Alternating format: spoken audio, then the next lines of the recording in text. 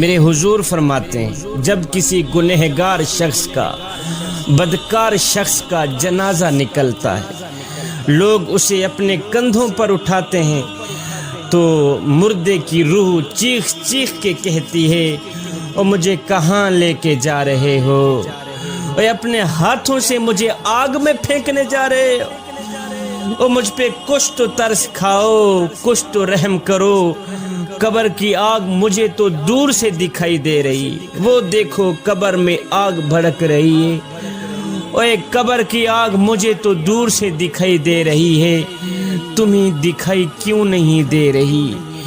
میرے حضور فرماتے ہیں مردے کی چیخ انسان کے علاوہ ہر چیز سنتی ہے، ہر چیز سنتی ہے، اگر انسان سن لیں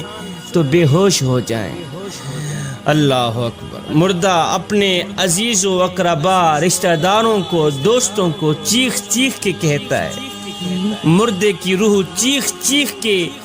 اپنی اولاد کو کہتی ہے، اور میں نے تمہارے لیے دن رات ایک کر کے تمہارے لیے مال جمع کیا، اور تمہارے لیے تجوری اکٹھی کی، دن رات تمہاری ہی فکر میں لگا رہا کہ میری اولاد کا ایک اچھا مستقبل بن جائے۔ میں نے تمہارے لیے، تمہارے پیٹ کے لیے، تمہارے مستقبل کے لیے حلال و حرام کی تمیز بھی نہ کی۔ میں نے تمہارے لیے اتنا کچھ کیا اور تم مجھے زبردستی آگ میں پھینکنے جا رہے ہے۔ ساری زندگی جس طرح میں نے تمہاری فکر کی، کاش کی آخرت کی فکر بھی کر لیتا، آج مجھے زبردستی آگ میں نہ ڈالا جاتا۔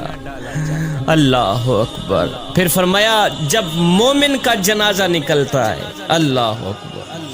میرے کریم نبی نے فرمایا، صحابہ جی یا رسول اللہ، فرمایا جب مومن کا جنازہ نکلتا ہے تو مومن کی روح کہتی ہے جلدی کرو، مجھے میرے اصلی مکان میں چھوڑ آؤ، جلدی کرو، مجھے میرے اصلی گھر میں چھوڑ آؤ۔ ساری زندگی جس مالک کا نام جپتا رہا، ساری زندگی جس رب کا نام لیتا رہا، آج اسی کا میں نے دیدار بھی کرنا ہے، جلدی کرو، تم دیر کیوں کر رہے؟ فرمایا مردے کو جب قبر میں اتارا جاتا ہے تو وہ دو صورتوں میں پچھتاتا ہے، دو صورتوں میں پچھتاتا ہے مردہ۔ اگر وہ نیک بندہ ہوتا ہے تو اس بات پہ پچھتاتا ہے کہ اس نے زیادہ نیکیاں کیوں نہ کی، اگر وہ نیکوکار ہوتا ہے نا تو وہ اس بات پہ پچھتاتا ہے کہ اس نے زیادہ نیکیاں کیوں نہ کی، اور اگر وہ گنہگار ہوتا ہے تو اس بات پہ پچھتاتا ہے کہ اس نے گناہ کیوں کیے۔ جوانوں،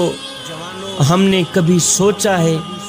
کہ ہم مرنے کے بعد نیکیوں کی کمی پر پچھتائیں گے یا گناہوں کے زیادہ ہونے پر پچھتائیں گے؟ ہم نے تو کبھی نہیں سوچا۔ آج ہماری جوانیاں کس رخ پہ چل پڑیں، آج ہماری جوانیاں کس سمت پہ چل پڑیں، کس سائٹ پہ چل پڑیں،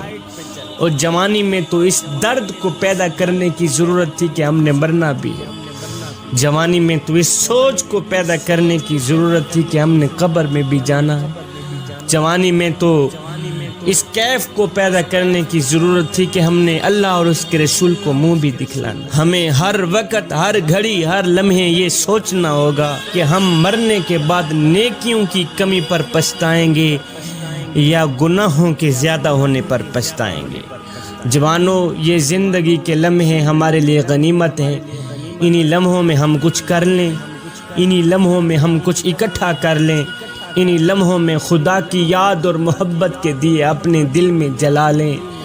معلوم نہیں پھر فرصت ملے نہ ملے، معلوم نہیں پھر یہ زندگی کے لمحے ملے۔